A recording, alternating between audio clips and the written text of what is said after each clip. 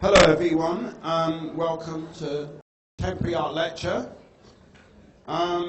It gives me real pleasure to welcome Ceila Paul here. I'm going to go through some of key things. She was at the Slade from 76 to 81, and we overlapped actually. To go through some of her shows, she had a lot of shows at Marlborough Fine Art from 1989 to 2014. And by the way, there are many, many more shows than this. I'm just picking a few. She's had regular shows in Paris with the School of London. It's a group show that featured also Lucian Freud, Francis Bacon, Michael Andrews. Some other more recent shows, Palin House, Gwen John and Ceila Paul. It was called Painters in Parallel. She showed Gallery Met in New York, curated by Hilton Als. And very recently, at Victoria Miro, I'm sure many of you saw it, from September to November. And one thing, really nice thing to say is Ceila feels her mother was her biggest supporter throughout her career. Thank you. Welcome. Thank you. Thank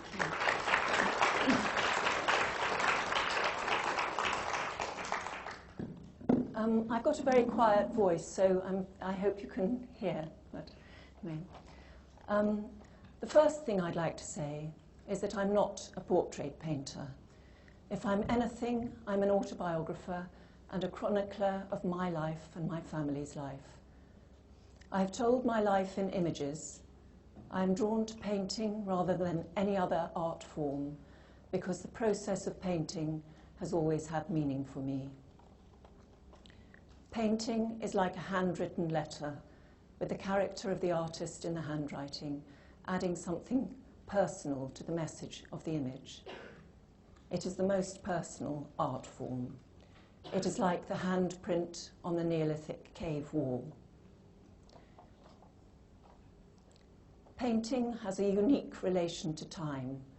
A painting that has taken a long time acquires a mysterious stillness, like a room that has been quietly lived in. A painting that has been done quickly has a different energy. It is fresh and echoing, like a newly decorated room. Before I paint, I need to prepare myself, to make myself still in my mind. I need to be receptive to my subject. I need to understand my subject and for the subject to matter to me.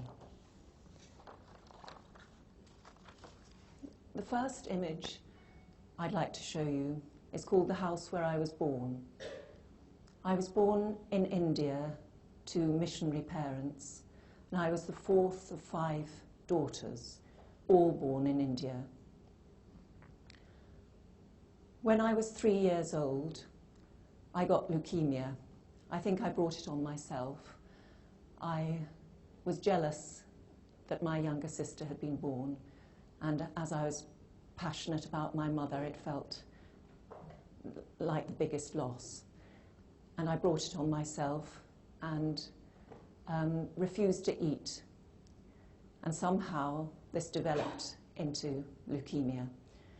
I was treated in India, first of all, but then when I was 5, there was no cure.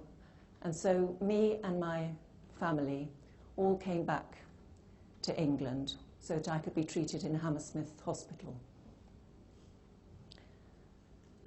My father had been in India for 15 years, my mother for 13, so it was a big wrench for them.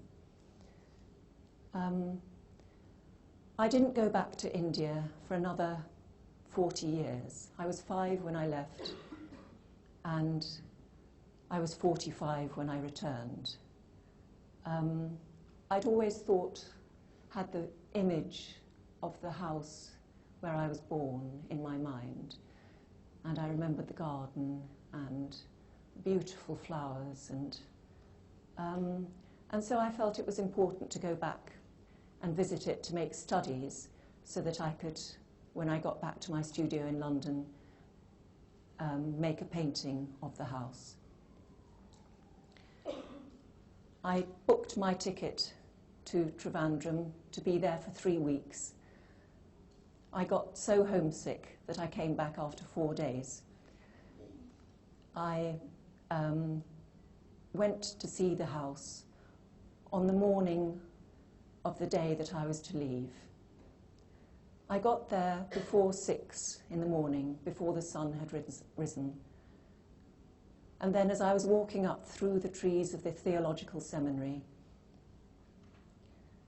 the sun suddenly came out and I saw the house, and shadows of the trees in the garden were thrown against its whitewashed walls, and it seemed like a kind of apparition, and it was incredibly moving. I sensed the presence of me and my sisters and my mother and my father, who'd at that time been dead 22 years.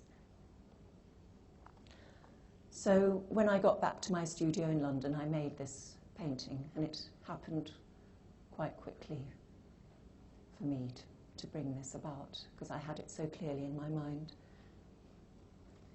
The next mess. This is a wood engraving. It's called Metamorphosis, and I did it when I was 15. At this point, my father was head of a religious community on the North Devon coast. I'd been there since I was 11. I didn't like being on this religious community. I'm a private person, and I was also sent to boarding school, so I had no privacy either at home or at school.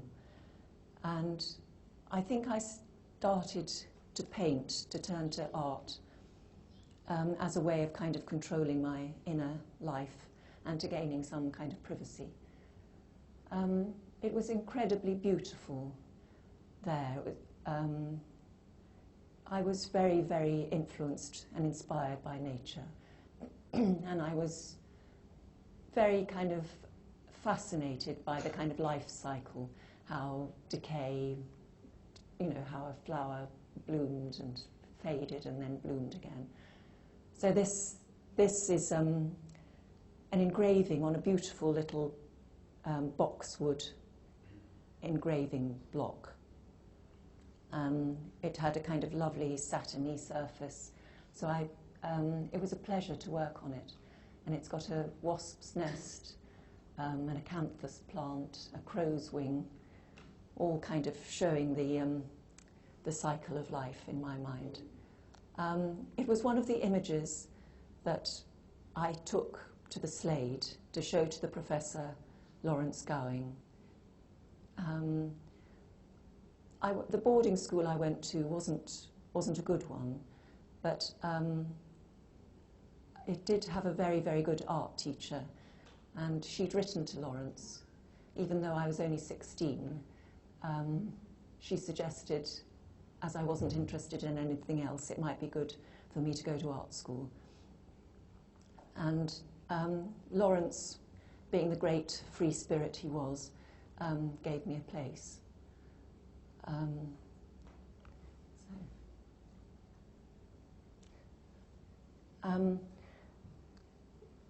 When I got to the Slade, I was completely disoriented by London and by the Slade itself. It was, I suppose it was the punk age. I wasn't interested in fashion or being cool or anything. And there were two sort of, you either were cool and fashion conscious, or else you did life drawing in this very, very kind of, what seemed to me, very rigid life drawing classes. I was taught by Patrick George, and I remember the first drawing lesson I had with him, and he said, we're here to get things right. And there was a model, naked model sitting in the room, and she had a mole on her cheek, and he told us to use that as a starting point and to measure out from that mole on her cheek, holding your arm out at length like this with a pencil. I felt very self-conscious holding my arm out like that, and my life drawing was completely inaccurate and hopeless. And I still don't quite understand why people do life drawing, but there was one model, she was called Lucia, and she was on her own in London. She was Italian, and she found the experience of sitting in a kind of quite impersonal setting, naked, while all the students stood around drawing her. She found it kind of deeply humiliating and upsetting, and she cried.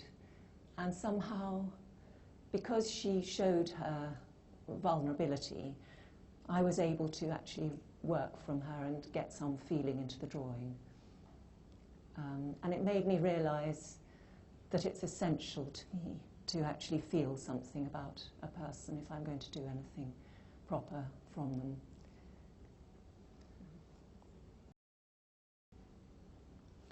And the person who meant the most to me was my mother. And so in the holidays, I worked from her. I made her sit for me. These are the backs of her knees. I knew her body almost like as well as my own. And it was almost like kind of, you know, I could feel my way in the dark almost. I knew her so well.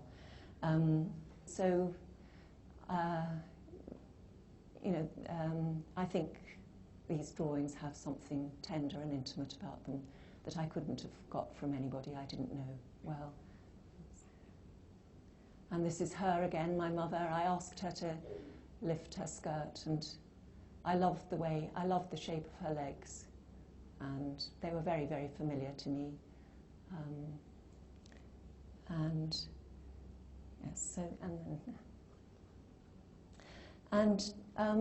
This is my first, what I think of as my first real painting. I did it in my penultimate year of the Slade, when I was 20. I did it at home. My father, by this point, was Bishop of Hull, and it is of my mother on the left, my sister Kate in the centre, and my father on the right. My sister Kate has written a really wonderful piece about this image, and she describes how the act of sitting has changed for her over the years. This was one of my earliest portraits of her, and she was studying for her A-levels, I think, and so most of the time she was sitting there reading until the time I got to her hands when I took away the book. And my father, in her words, he was just sitting there, you know, doggedly sitting it out until time to prepare his next sermon, not really engaged in the act of sitting either. It's only my mother, in Kate's words, with that fierce maternal stare, looking out. She was the only one that had a kind of active participation and understood the kind of importance of being a sitter. And as Kate said, she's like a kind of living thing in a still life. Lucian Freud was a visiting tutor at the Slade, and he saw this painting of mine, and it affected him deeply, and he started to think about doing a big painting himself using several figures. And a year later, he did the painting, he started to do the painting, interior W11 after Watteau. Here's a drawing I did of Lucian. I was 18 when I met him in 1978. He came into the Slade. He said afterwards it was mainly to pick up a girl. And that girl happened to be me. And I'd seen an exhibition of his paintings in the spring term before I actually met him. It was at the Anthony Doffey Gallery in Dering Street. And I'd been very, very deeply affected, especially by the paintings he'd done of his mother, which seemed to be both kind of tender and distanced at the same time. Before this, I'd only really seen his work in a book in the library at Lee Abbey, the evangelical community, and it was of his earlier work, which was much more like Dürer.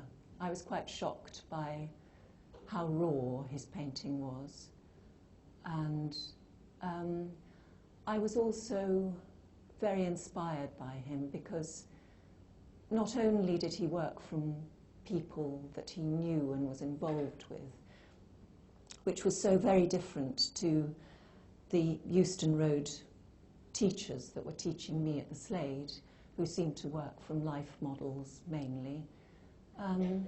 But I was also very influenced by his use of colour, his greys and browns, which seemed to me so much more honest, really, as we were in the middle of London, which greys and browns are the main colour. And we've been taught at the Slade to, only the brightest colours were kind of acceptable. Everyone was very, very influenced by Cézanne, who obviously worked in the south of France. So it seemed to me that Lucien was a very, very deeply honest artist. He was a very willing sitter for me. He liked me drawing him and painting him. He would make jokes, sort of saying, "I envy you your subject matter," and then he would fall fast asleep.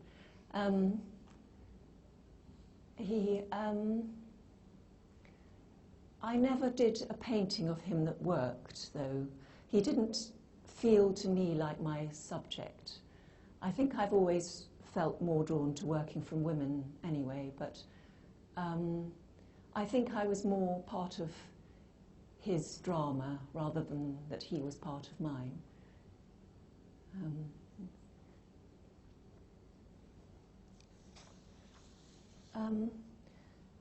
This is a painting I did of my mother just after I'd left the Slade. I was very, very glad to leave the Slade. It had become a kind of place of gossip. Everyone was just gossiping the whole time about me and Lucien and telling me all about all the affairs he was having. I was actually very, very glad to get away. And so by this time, my father was Bishop of Bradford, and we had this extraordinary house. Well, he had this extraordinary house, the Bishop's house, which looked out onto Bradford one side and looked out onto the Yorkshire moors the other, towards Haworth and the Brontes. And I had a big room in it which I could use as my studio. And my mother sat for me every day. She woke me at 5 in the morning, and she sat for me for about 3 hours, and then she would have prayers with my father, and then sit for me for the rest of the morning. I was fascinated by the way light was reflected in my mother's eyes, kind of twin stars, very, very different to the way my own eyes reflect the light. And I did a lot of paintings of her where her eyes are kind of reflecting the light in this way.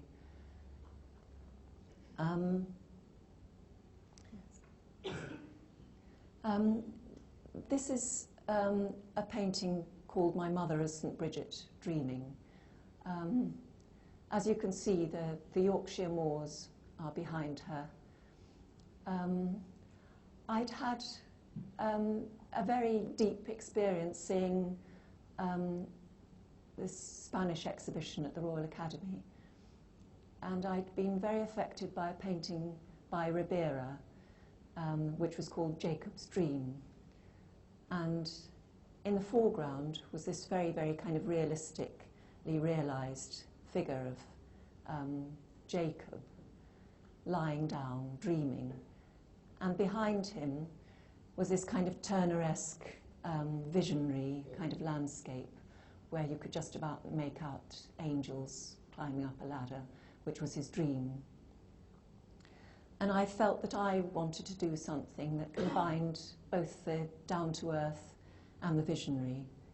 I think in retrospect it kind of connects to something that is in English art generally, through Stanley Spencer and, you know, back to even Samuel Palmer. This feeling of the down-to-earth and visionary being somehow something, you know, quintessentially English. I was inspired to do this painting of my mother as St. Bridget because I'd read a story of St. Bridget where I'd read that she was blind and that she prayed to have sight for a split second just so that she could see what the world was like. And because she was an Irish saint, she had the vision of just fields with cattle grazing just for a split second, and then she was blind again. And I think I was moved by the kind of ordinariness of the vision. She said the beauty of what she saw would last her a lifetime. And it made me think about transience, how impermanent everything is. And at this point, while I was working from this painting, my father was diagnosed with a brain tumour, and he died in the duration of this painting.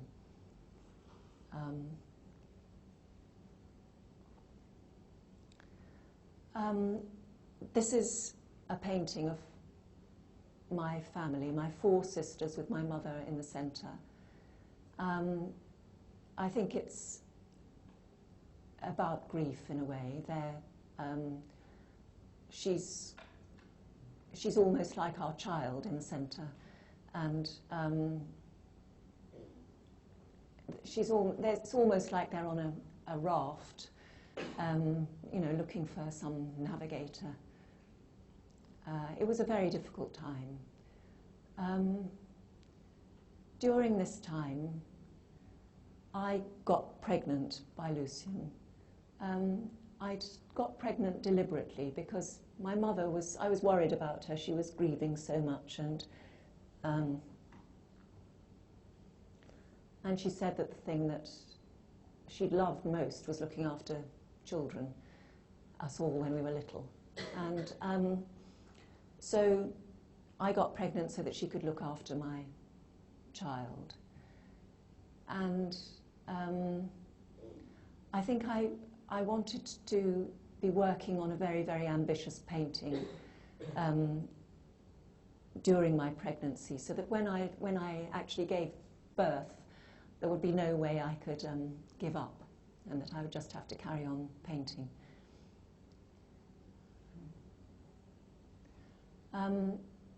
This is a drawing I did of my son Frank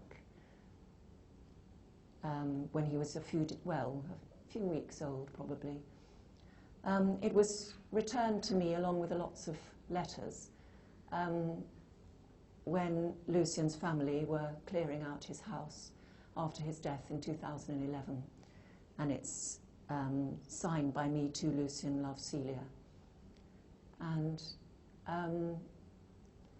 I found the experience of having a baby was not at all what I'd expected. I hadn't expected to love him, and it was very, very difficult to go back to work.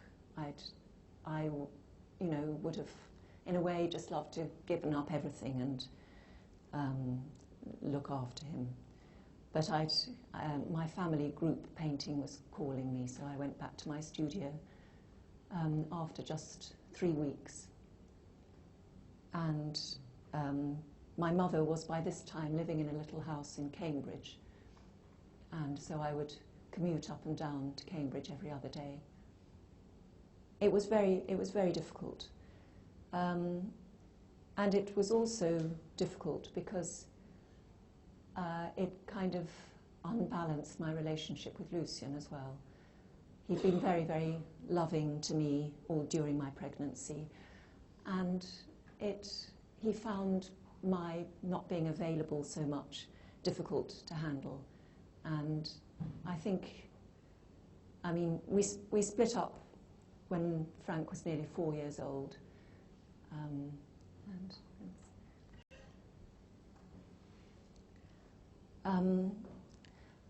This painting is a painting I started in 1987, before my split with Lucien, and I finished it in 1989, a year after my split with Lucien.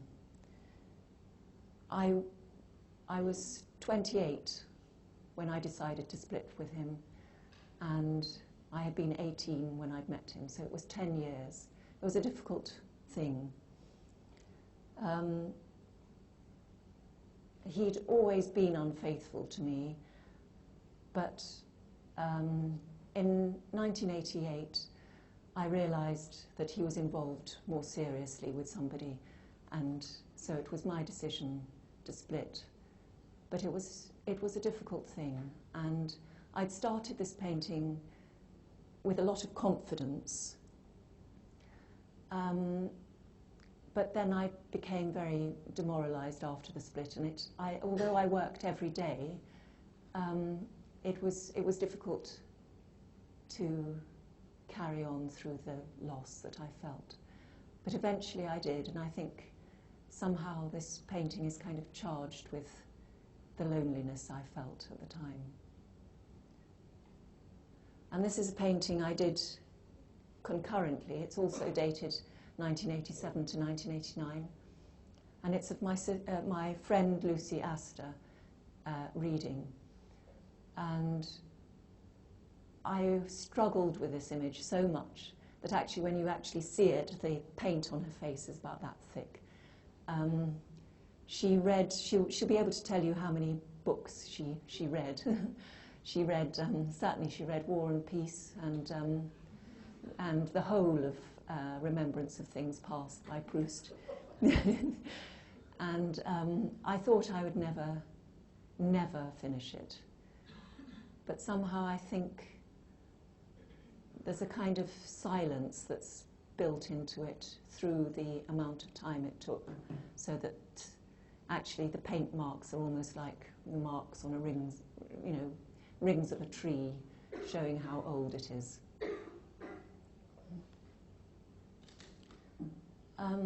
This painting is called My Mother and God.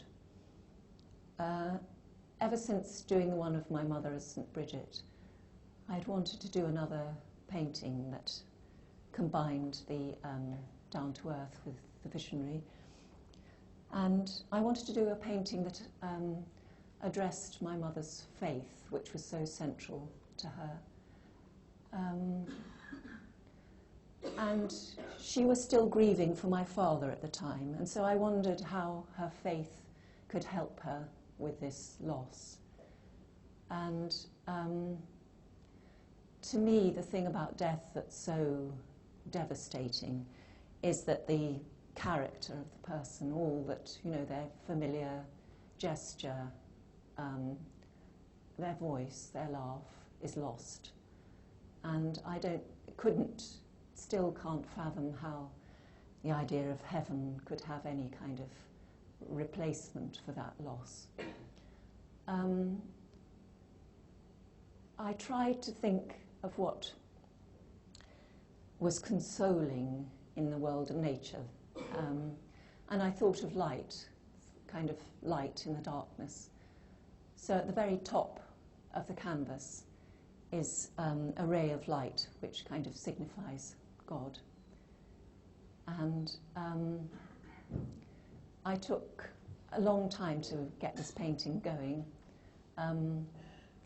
But yes, when I was working on her right eyelid, suddenly everything happened and it went very easily. When my mother saw the painting, I never show my sitters paintings as I'm working on them, because I think I would be put off by any remark they might make. But when my mother saw this painting, she was taken aback because it, for her, expressed nothing of the kind of uplift she felt in the knowledge of God's love for her. So I think she was quite shocked by it. And this is an image of my mother and my son Frank. He must have been about 5 or 6 here. It's a painting done on copper, and my mother would tell him stories when he was sitting, and that direct look, slightly accusing at me, is very typical of him. I think he would have preferred to be standing at the easel, probably. This is a painting of my mother and Frank in Walberswick. We used to go there often. It's a place in Suffolk, on the Suffolk coast. Lucian's mother and father had bought a house in Walberswick when they'd first come to England from Germany in the 1930s. They'd gone regularly to stay in an island in the Baltic. The island was called Hiddensee, and Walberswick was to be their kind of English equivalent. Frank and me and my mother used to go there regularly, and I think this image always reminds me of a painting by Corot of Hagar and Ishmael lying in the middle of a kind of desert, waiting for an angel to come and help them out.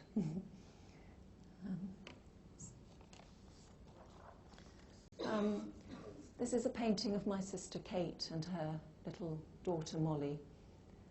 I think it shows the kind of unbroken unity between a mother and daughter.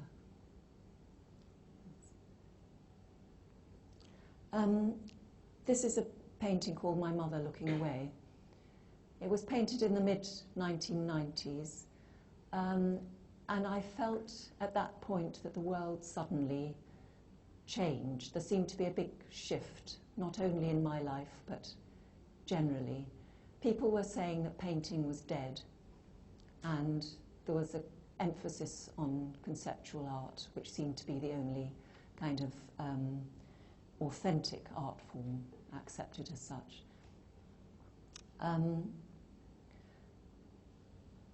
And I think feels like there's a kind of cold wind blowing in this painting. My mother is looking away with a kind of self-absorbed expression and has none of the kind of warmth or compassion of my earlier images.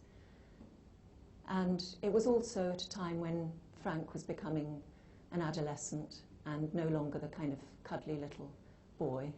So altogether it felt like a kind of colder time. This diptych is called Presence and Absence. I didn't want this to be a kind of morbid statement about death. What I was interested in is the way that space holds a kind of atmosphere of the aura of the person after they've left. Each of my sitters always sits in the same corner of my studio, so that corner of my studio is a particularly haunted space. There's a particular stillness. And so I had my friend Lucy Astor sitting in her very typical pose on the left, and then on the right, the space without her.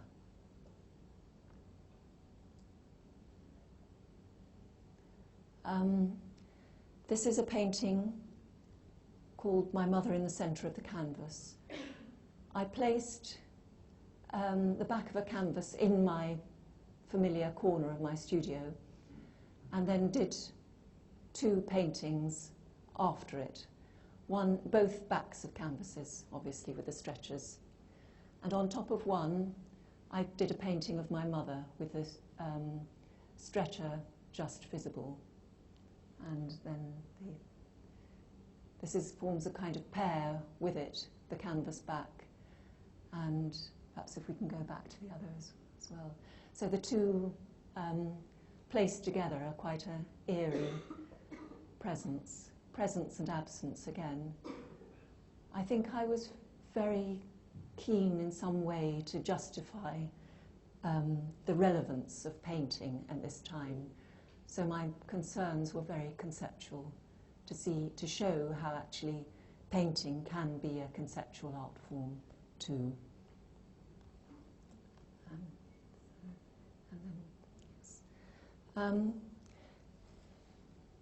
These are 4 angles of the head of my husband, Stephen Kupfer. I'd been inspired to do this painting from, there's an extraordinary painting by Van Dyck, which he did for the sculptor Bernini, which has Charles I from 3 angles, 2 profiles and facing. And it was for Bernini to be able to make a bust from these painted images. And I wanted to show how magical and alchemical, really, painting is compared to the kind of tactile materiality of sculpture. A painting has this possibility of presenting a 3D kind of illusion, if it wants to, in a one-dimensional surface. So, but I don't think anyone could make a sculpture from these 4 angles of Steve, because they seem to me to be carved out of directional light.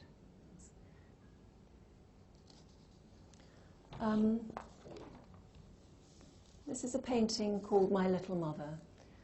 I think I was tying myself in knots about conceptual art and feeling rather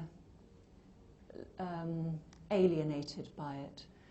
And I went into a bookshop, and I saw on the cover Van Gogh's self-portrait in a straw hat. And I was completely bowled over by the immediacy and kind of moral weight of this image. And it made me realize that actually some of the greatest and most heartbreaking images throughout history of art have been actually just painters trying to put down on canvas what they see. And so I decided to paint my mother in a freer, less monumental, less theory-based way.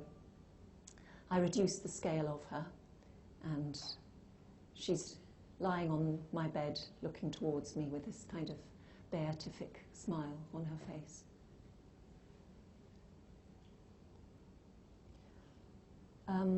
This is the last painting I did of my mother in my studio. I tried to work from her in her home in Cambridge, but it was her space, not mine. She was 80 at this point and had found the stairs, the travelling up to London and the 80 stairs up to my studio just too much. And so we decided this would be the last painting I did. She was at this point kind of in pain all the time, her hands crippled with rheumatism. And I left the canvas bare white because I wanted her to look as though she was actually almost being borne up by the light. And she's gazing into the light, looking into a kind of future freed from all bodily pain.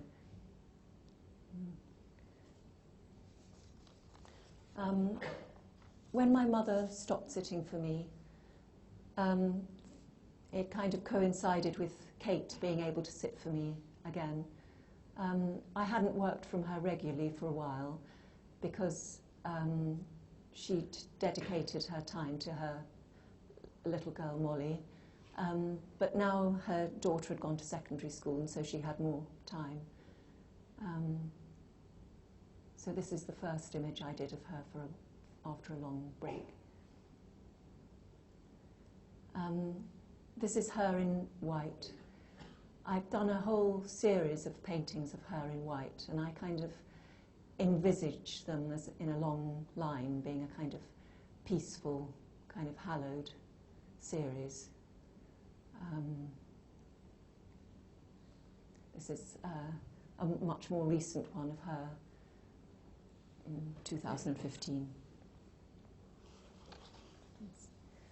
I think after my mother stopped sitting for me, I started to become more aware of my surroundings. I have a studio which is directly opposite the British Museum, the main gates of the British Museum. And I think there's something particularly feminine about my images of the interior where I sleep, my bed. And I look out onto all these kind of male icons, the British Museum, the Post Office Tower. Virginia Woolf said that the dome of the reading room was like the cranium of the male brain. And obviously the BT Tower is an obvious phallic presence. So I think there's a kind of witty dialogue between the kind of horizontal bed and the vertical of the tower. And here, this one is Room and Ghost of the British Museum.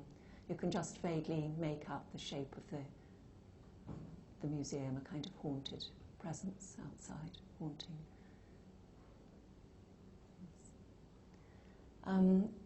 I also look out onto a plane tree, which I've grown very familiar with, and I like to think of as a kind of subversively, probably female presence outside in front of the main gates of the museum, kind of liberated from any kind of classical structures. And again, the Post Office Tower and with the leaves of my plane tree in front of it.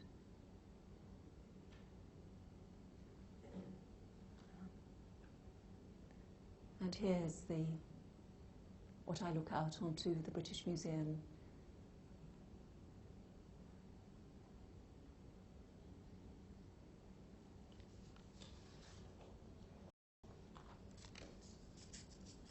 And here's Steve again. I'm interested in the different ways people sit for me, how they respond to the silence in the studio. I always work in silence, and some people find it more of a challenge than others. Steve finds it an interesting challenge. He likes to prepare himself. He found that thinking about philosophy always made him fall asleep. And so more recently he's kind of memorized crossword clues, which helps to keep him more awake. But I feel he has a very different presence in my studio to my sister Kate. I think he's very interested in the process of painting, and I feel that he's aware of me at my easel in a way that Kate isn't. Kate tends to go off into a world of her own, whereas Steve is very, very conscious of the traffic sounds outside, and particularly hates the sound of lorries stopping at the crossing, which they do quite a lot. And I think the images of him that I've done have a different kind of alertness and something more mercurial than the kind of more brooding paintings I do of women. Here he is again. The last one was a watercolour, this one's an oil. And this is my son, Frank. He had refused to sit for me for a very long time. The last time I'd worked from him, he was nearly 13. And I think I made him sit too much for me, and he just found it unendurably boring to sit for me. And so there was a kind of long gap of 13 years. But when he was 26, he decided he would sit for me again. And this is the first image I did from him. This is me and him. He, again, finds silence a challenge, so he asked me to, if we could listen to audio tapes. And one of the tapes we listened to was Moby Dick. And I'm reflected in the mirror behind him with my hand on my heart. And he's looking at me directly, but somehow the lenses on his specs are a kind of barrier as well as the glass on the mirror. So there's a kind of feeling of both connection and separation.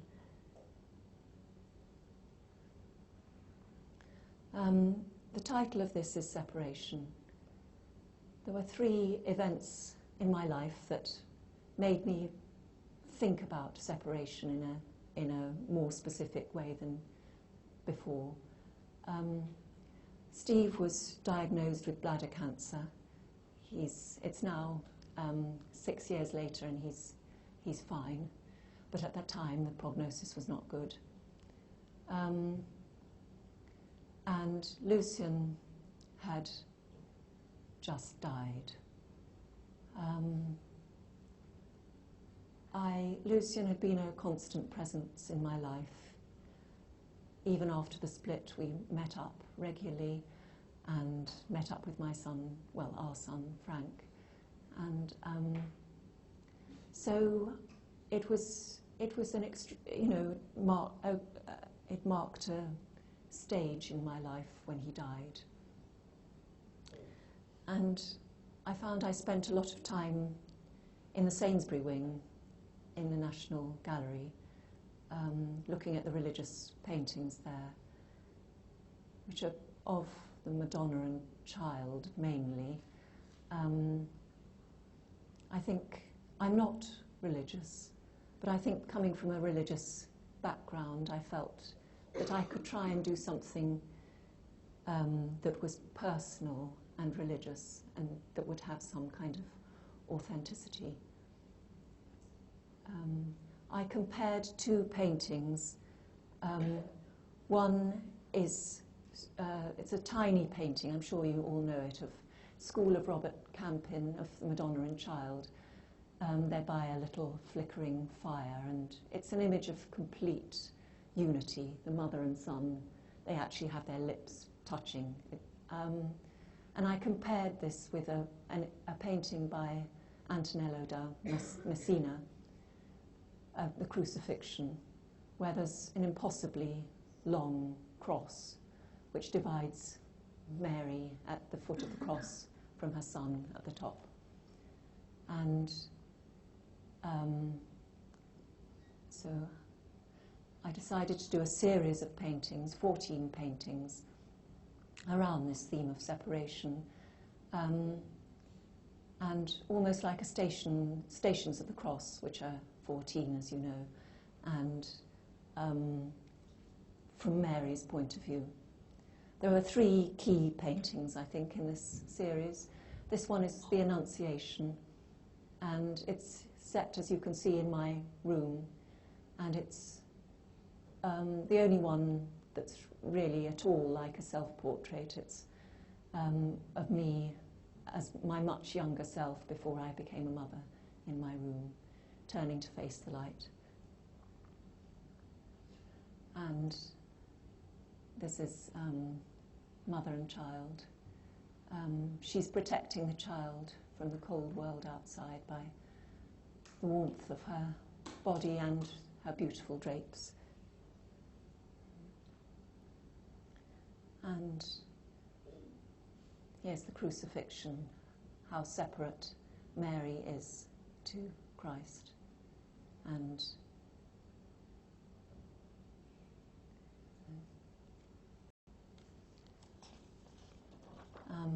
this is the Assumption. This painting happened really very much by accident. I'd been working on the Pieta, so I'd done this image of Mary sitting down with this very heavy-bodied Christ lying on her lap.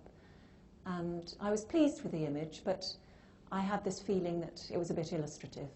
And so I turned the image upside down and I rubbed it all over with sandpaper and poured turps over it. And I suddenly saw that I'd actually made a skyscape. And I thought this was a very good kind of send-off for Mary.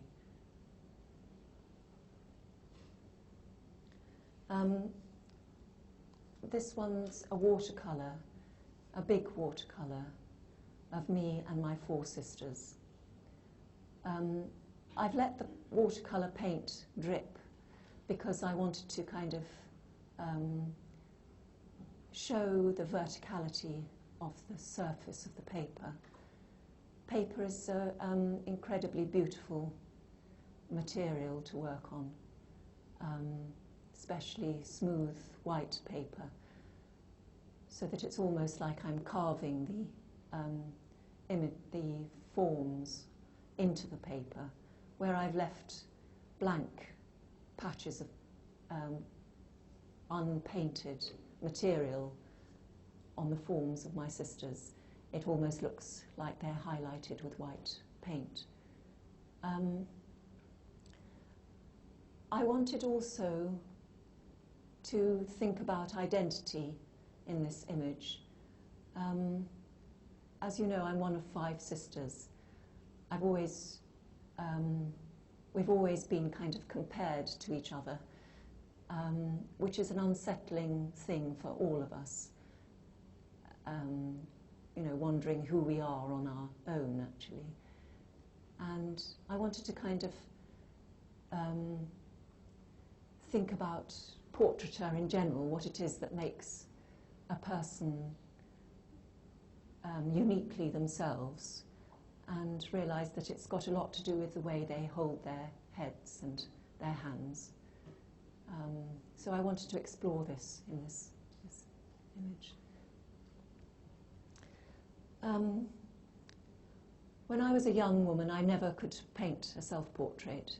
I think I was too self-conscious. But when I was in my 40s, I began to care less about what I looked like.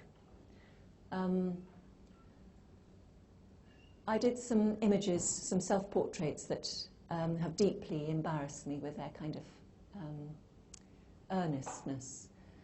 And I did a painting of me with my arm upraised with holding the brush, you know, with that over-the-shoulder stare, which so many of the great male painters have done throughout the history of time. And I think it's a very, very difficult and different thing for a woman to do a self-portrait. I think to do a self-portrait of yourself standing squarely in front of the easel, staring out at the viewer, is somehow false, unless you can do it with a degree of humour,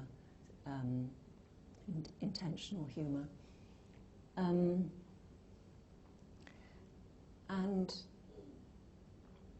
I tried to think of a way that I could make it work.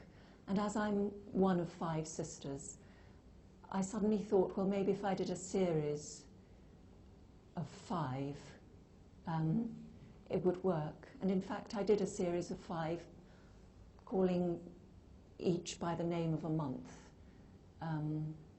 This one's June, this one's July, August, September, and October. And it's a very eerie sight to see the line of the five of them all together in a gallery. I wanted people to question whether they were all the same person or were they sisters. And again, this question about identity and my own feeling of being identified as being one of a group. And then I did a series of paintings as if I was sitting for myself, with my hands clasped in my lap. The paint on the dresses, on my dress, my painting dress, is very, very, becomes almost like rhinoceros hide with the amount of times I wipe my brush on my dress and the paint accumulates. And so I pressed my palette again and again onto the area where my body is. And so the painting on my body is very thickly painted, whereas my head and shoulders are actually very thinly painted. And I think these are particularly melancholy images. There's this one and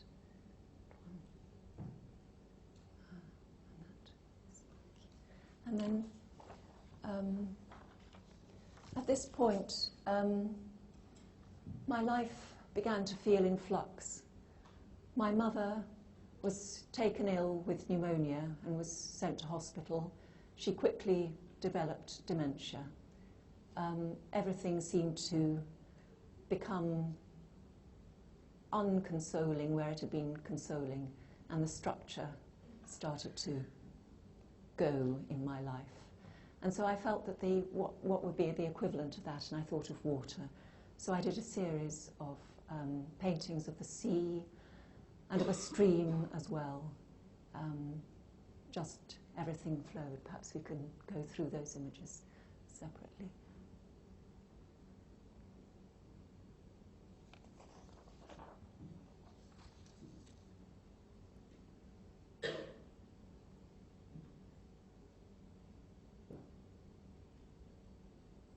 This last one is called For Her. And this is the last image I ever made of my mother. It's a drawing of her when she was in her nursing home, when she had dementia. On February the 11th, 2015, she dies. This is a painting of my sisters in mourning. I've been planning this painting ever since the painting I'd done after my father had died, of my mother in the centre with my 4 sisters around her. And I wanted to do a similarly commemorative thing about my mother after her death.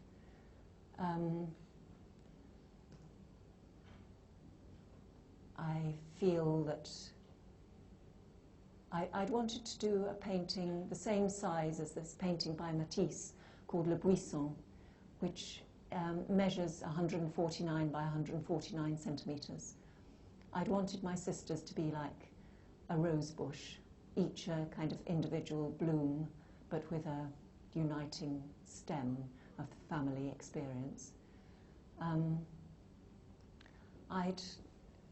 I feel that their dresses are almost like shrouds, and the colour is smoke and ash.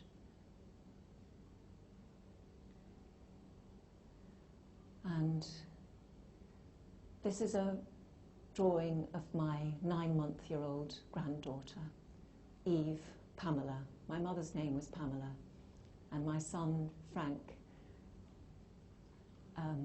Frank's girlfriend, Masha, had her in April, the same month as my mother's birthday. So it ends on an up note. Thank you.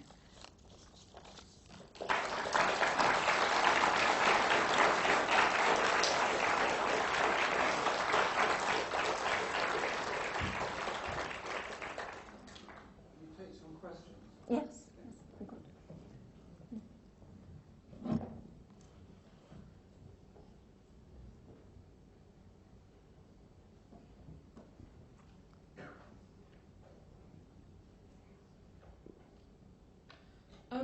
Do you feel like the role of kind of maybe the narrative of, say, religion and kind of biblical stories has kind of had an influence on your painting in some way?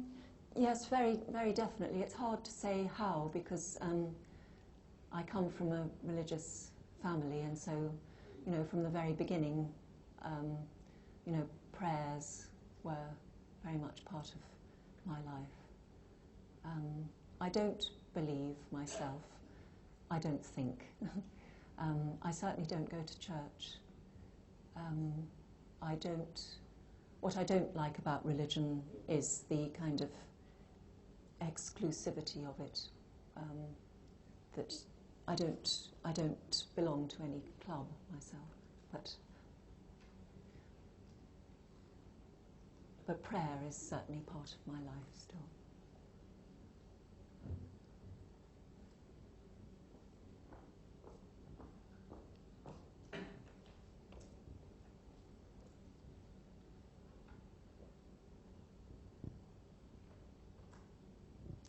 Hi.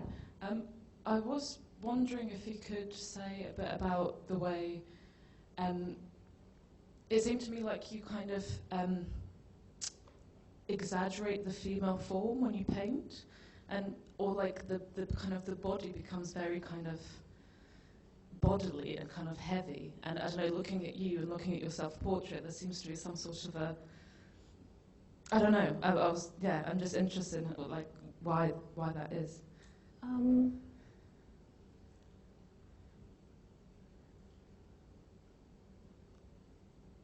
Well, I don't know. I mean, they are obviously very personal images, and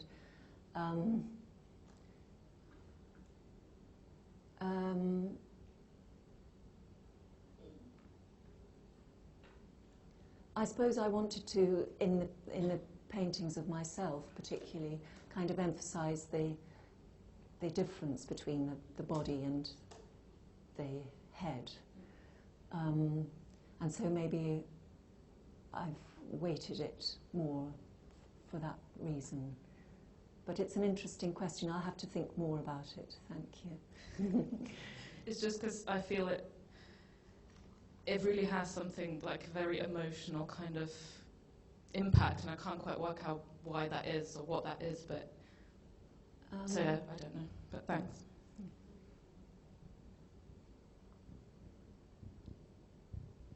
Hi, thank you for your talk. I thoroughly enjoyed it.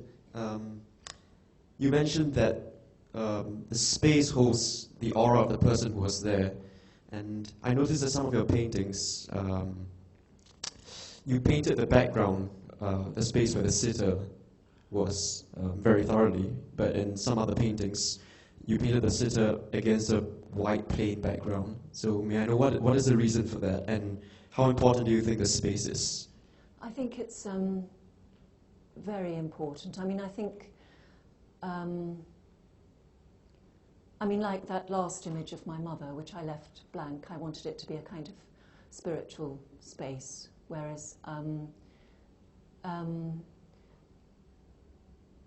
don't know if, I've looked at Vermeer a lot, and the way that the light kind of flows almost like a liquid, carrying off kind of stains of the colour of the material of the sitter behind, like the woman in blue. The area around her is tinged with blue, and I've noticed this. My studio, the space, has a similar kind of directional light to the light that you see in a lot of Vermeer paintings, with the, and I suppose I'm interested in the way that the air around a figure is somehow affected by how they're sitting. If a sitter is sitting still, then you feel the airwaves are still around, but something just to do with, just being sensitive to how a form reacts to space.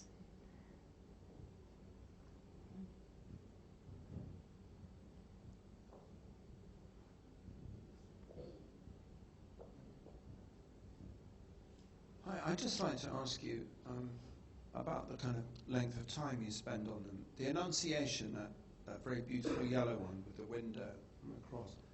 How long did that take you? Did you have any sessions, or did you? I think, you see, one thing, that's quite an interesting thing, because it's quite a difficult thing for me to answer. I know that painters generally, I know Lucien did, and I think Frank does, is, kind of work, you know, these incredibly long hours, and there's a kind of quite a guilt attached to that. How many hours a day do you work, and this kind of thing. When I was at the Slade, people used to boast about doing 14 hours a day, and it's actually. It took me quite a while to kind of realise my own rhythm doesn't happen like that. That I seem to work in bursts, and then a lot of the work is to do with me thinking about the image rather than actually painting. So it's difficult to say. But I think for that Annunciation one, I think it took me probably about a month to do. Thank you.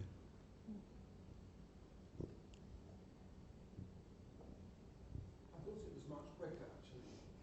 It might have been. Very fresh, you know. I can imagine. I think I kept kind of putting it up on the easel and then taking it down, and so I think it was after a month I realised it was done, but. Well, some of them seem, you can imagine it. Yes, yes. But that one seems like really direct. So Yes. I think I hadn't been aware when it was finished, so I kind of, yes. Mm.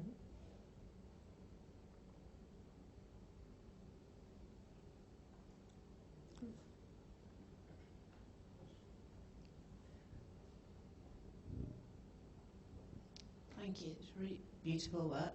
Can I ask you a question that's probably slightly stupid? It goes back to what you were saying about the body, and I almost didn't ask it because I thought it was so ridiculous. But when I was looking at your paintings, it seemed the head was almost disappearing, and that the weight was in the body and the legs particularly. And you talked about the legs of your mother, and it almost looked, when you were painting your sisters, you've all got the same proportions of legs. The real focus is on the legs.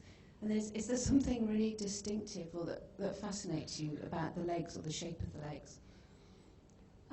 Well, I think especially in the one of my sisters, it was an indication of the very different ways they placed their legs and their feet. I think I wanted to make it like a kind of, you know, almost like a piece of music. And so, but I'm interested because I think if I were looking at that, I would look at their hands. I don't know, so I'm not sure. There's a sort of solidity and weight. It was. Mm-hmm.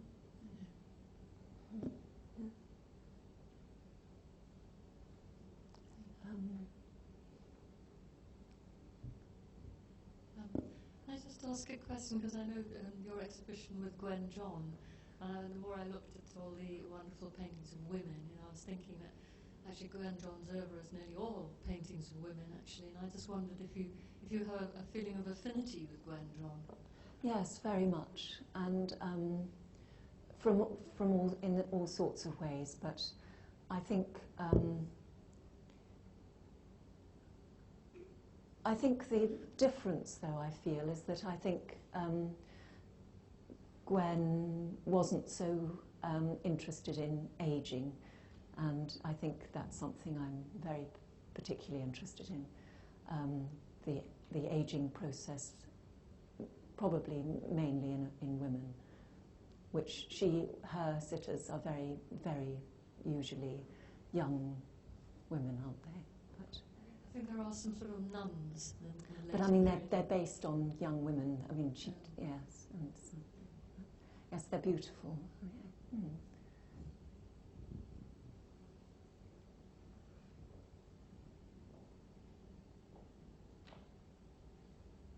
Any more questions? Thank you very much.